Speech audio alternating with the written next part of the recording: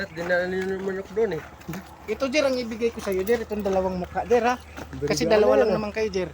Bibigaan nyo na lang yan. Totoo na yung biga. Ayan, kailangan yan. Dadagdagan na lang ang block din, Jer. Para matay. Isang patong. Di, ay dalawa pa. May gumagawa na pre ah. Yan o. Saan? Yun. Saan? Yun. Diba yan? Sa kanila eh. Ayan, masal yan.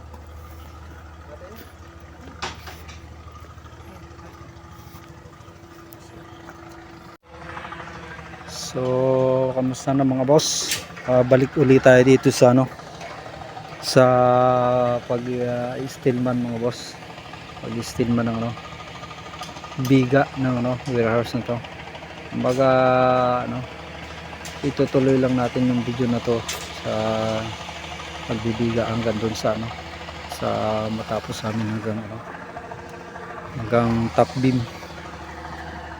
Yan. Hanggang dun sa taas na yun mga boss. So yan, nagbabakal na uli kami. Okay, hanggang dun sa pagpa-plastering bibidyohin ko to mga boss para makita ninyo kung paano yung pagtatrabaho namin dito sa ano, paggagawa sa warehouse. So yan po mga boss, yung mga kwan, andamyo, yan ay makakapal na tubo, BI, yung kapal niyan makapal, kaya yan ang mga nakahilira siyang ganun mga boss, nakaabang na siya, itutungtong na lang yung mga ano dyan, platform o mga parlina na pinakangapakan. Okay, so ganyan yung ginagawa namin. Yan, ini-install yung ano, yung mga stirrup. Yan.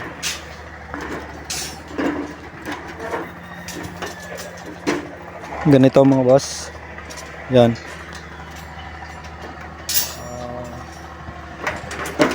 Nakahanger tong ano, mga steel bar na 6, 16.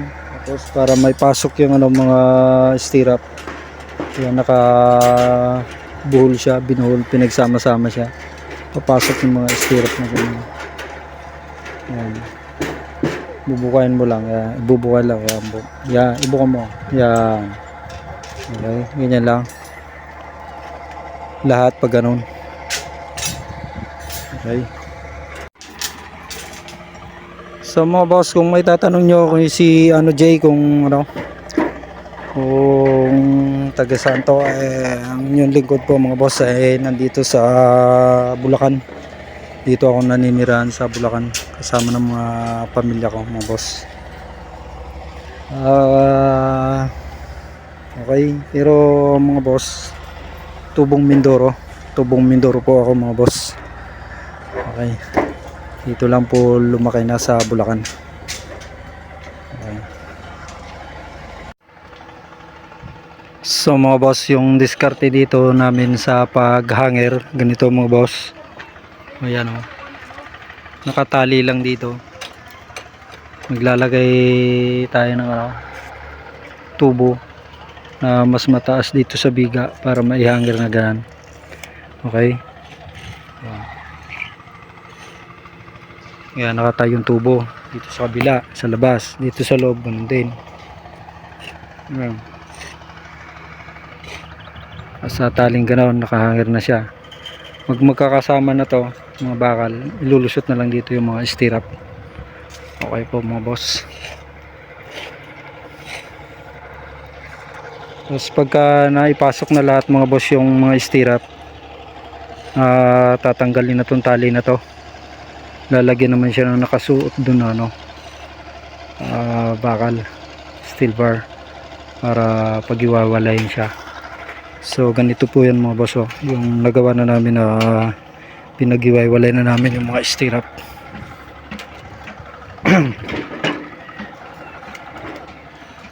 So ganito po mga boss, ayan, naglagay kami ng ano, steel bar na pinakampabitin niya Tapos nakataling ganun. Yan. Para maihiwalay na ganun. Tapos magtatali na lang mga boss. Okay. Tali na lang ang kulang yan. Tapos pagkatali formworks, pagka formworks buhos. Okay. So mga boss, malapit-lapit na kami matapos mag-installation ng beam dito sa kuan na to, ginagawa namin. Ayan. Okay. Yung splice po natin mga boss yung splice 70 mga boss, yung splice dito.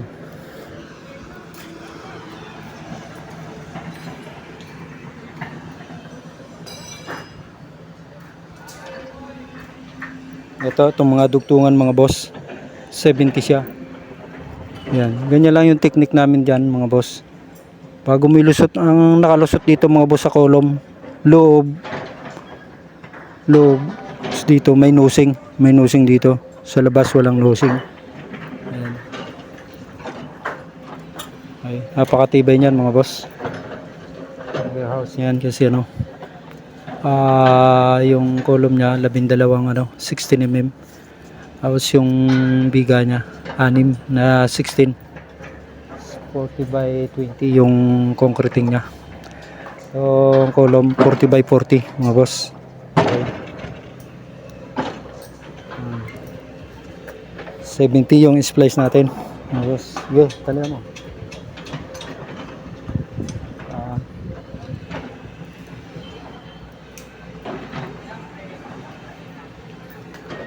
So pakyawan lahat dito mga boss. Kung marunong kang tumingin sa itemize, mananalo ka. Kailangan lagi kang titingin sa itemize. Kung ano yung presyo ng ginagawa mo. Kung may presyo yung ginagawa mo, lagyan mo ng tao na kakasya sa kanila. Kasi mayroong gumagawa rito, yung presyo ng ginagawa nila kulang sa kanila. Yung presyo 2,000 lang, pero yung tao niya 5. Hindi siya kakasya. Kaya wala kang lugi pagka tumitingin ka ng itemize mo boss. Ganyan lang sa pakyawan. So yan po mga boss, natapos na po kami install ng bakal sa biga. So ngayon mga boss, magpo-forma na lang kami. Tali, forma. Yan. Pagkatali, forma.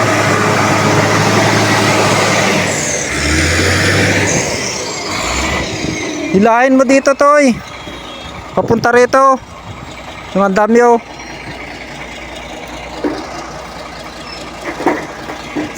So yan po yung ginagawa namin sa andamyo, kakalasin doon tapos dadalhin dito sa kabila para tuloy-tuloy kami makakagawa.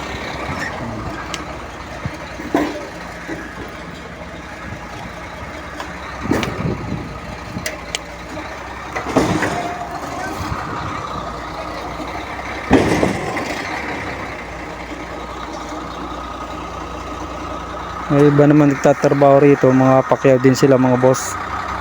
Pupurma sila ng mga poste. Ayan.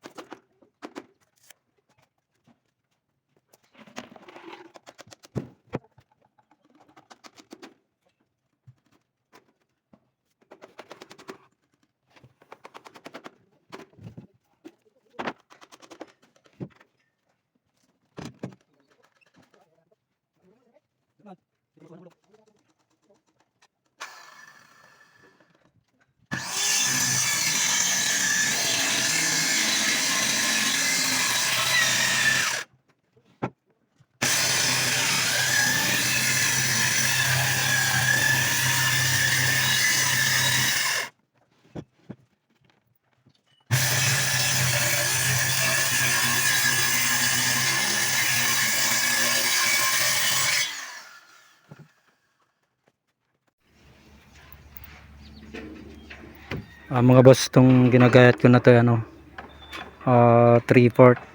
na plywood. Pamorma namin sa sa biga, mga boss. Maganda to, mga boss, naka-varnish na siya para makinis talaga yung buhos. Okay, pero yung haba niya 6 feet by 90, yun lang, 6 feet by 3 feet. Galing China itong plywood na to, mga boss, galing China.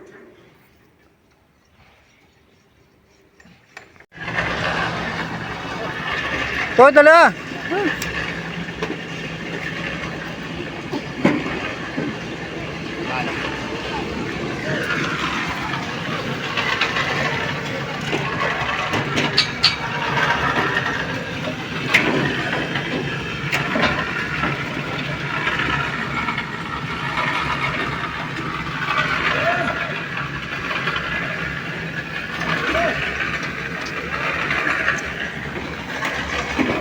Arya. Arya pa.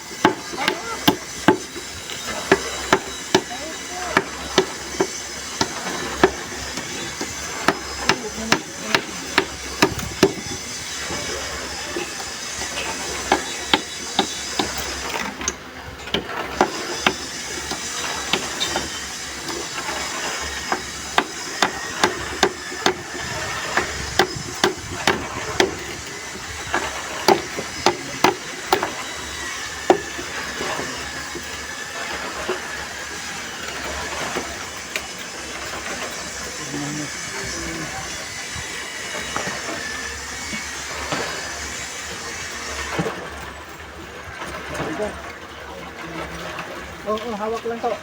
Hawak lang po, saglit po. Ay, tirahin na namang yan to. Mangyan mo. Patawa lang, pre, patawa lang. Damay pa sa tubong Mindoro. Hawakan ko. Tirahin na namang yan to. Bato. Tira mang yan.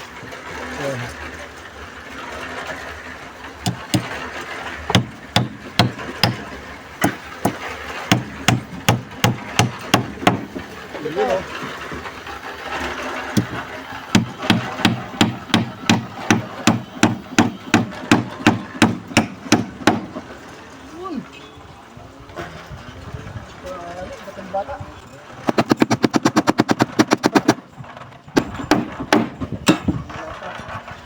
Nadali, batang bata. Dali. Easy ka lang. Mainang kalaban.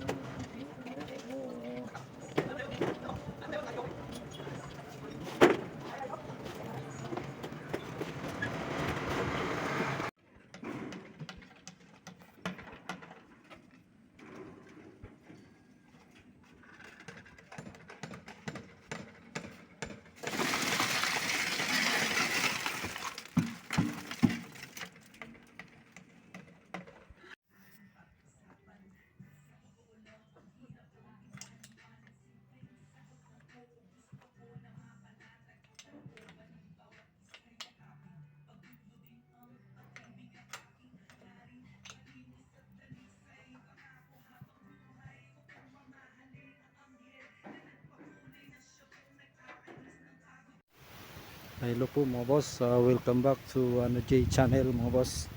So balik na naman tayo mga boss dito sa sa site. Ang ipapakita ko po ngayon sa video ko ito mga boss ay nagbubuhos po kami ng mga biga dito sa warehouse. So panibagong vlog ko po to. Yung dati nag-vlog po ako rito ng mga boss. CH Biliging. So ngayon mga boss, ito namang pagbubuhos namin ng biga. Okay. So yun po mga boss. Yung iba po nabuhusan na namin, hindi ko lang napakita sa video kong ito kasi busy kami sa pagbubuhos mga boss. Nasa taas po kami. So yun. Nabuhusan na namin hanggang dun sa pang-anim na span. Or panlima. Okay. Dito tayo.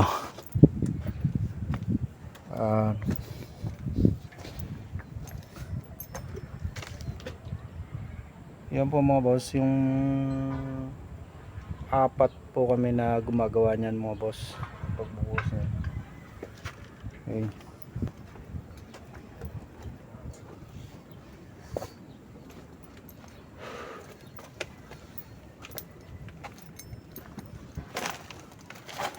So dito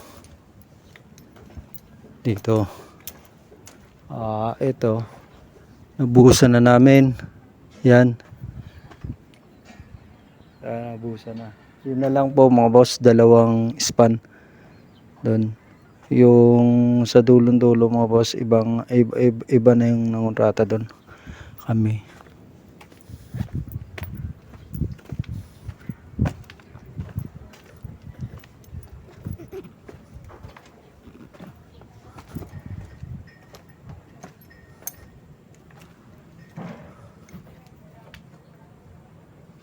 So mga boss, ito na lang. Yan. Yan, dalawang span na yan.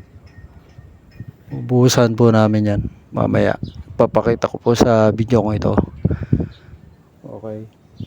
So sa mga viewers, solid supporter mga boss, kamusta na po kayo? Ingat po kayo palagi mga boss. Muli nagpapasalamat po ako sa Panginoon dahil binigyan na naman tayo ng panibagong umaga. Magandang araw, magandang panahon. At sa mga viewers natin, salamat po sa suporta ninyo. Kahit pa paano sa mga comment ninyo and like, nagkakaroon tayo ng lakas ng loob para mag-vlog o kaya ay nakakataba ng puso pag may mga comment na good job, ganun mga boss. Okay. At sa mga silence viewer, kamusta na rin po kayo? Ingat po kayo palagi mga boss. Sa mga natin dyan, kapwa mason, construction worker, ingat po sa trabaho araw-araw para maitaguyod natin ang ating pamilya mga boss. Okay. Masarap naman mag-construction kasi nababatak yung mga katawan natin. At saka yan yung binigay sa atin ng Panginoon na trabaho para gumawa tayo ng mga bahay, warehouse, ganun. Tayo talaga ang inilagay dyan para gumawa nyan. Okay. So doon na po ako pupunta sa harap. Ay, tara. So mga boss, ang masisigil namin dyan sa kontrata namin yan pong yung mga poste na yun. Makikita nyo po yung poste na yun.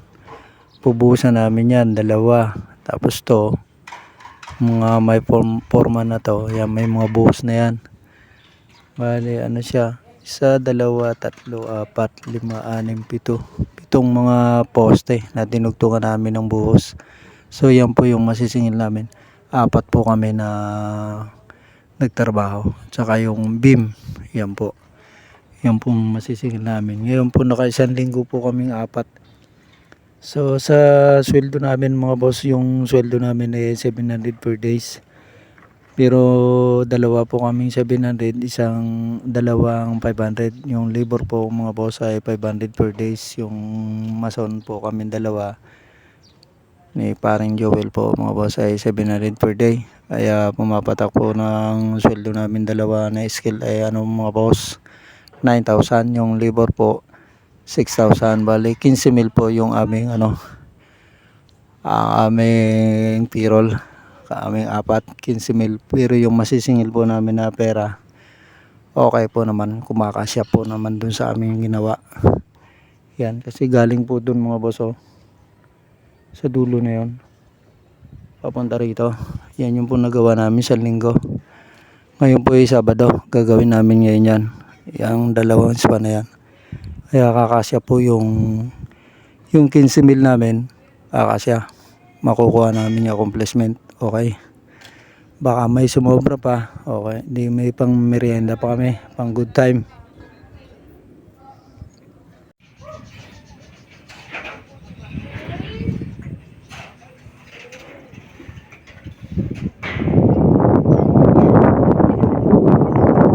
So yun po mga boss,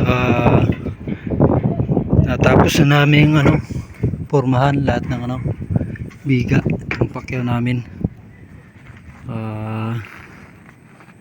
Tsaga lang mga boss, pagpakyawan kailangan sipag lang. Yan,